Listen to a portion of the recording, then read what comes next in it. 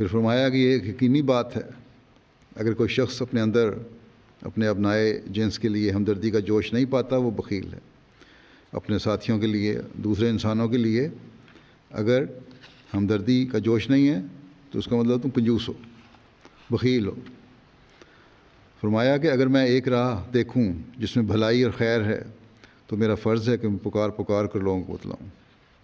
یہ بھی ہمارا فرض ہے کہ راہ ہم نے دیکھی بھلائی کی اور خیر کی، تبھی ہم نے احمدیت قبول کیا۔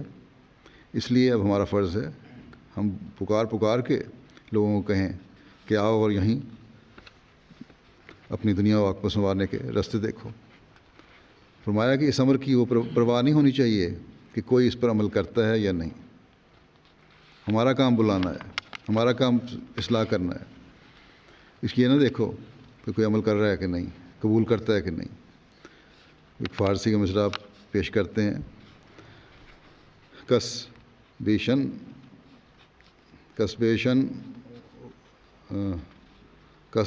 ود یا نشن ود من گفتگوئے میں کنم، کہ کوئی سنے یا نہ سنے میں تو کہتا ہی رہوں گا یا نصیحت کرتا ہی رہوں گا۔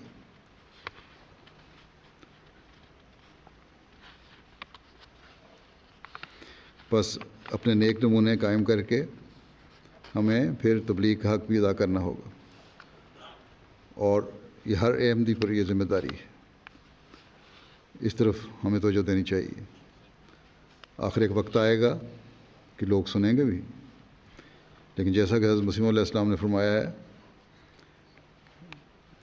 کہ اگر کوئی نہیں بھی سنتا تب بھی ہمیں پیغام پہنچاتے رہنا چاہیے،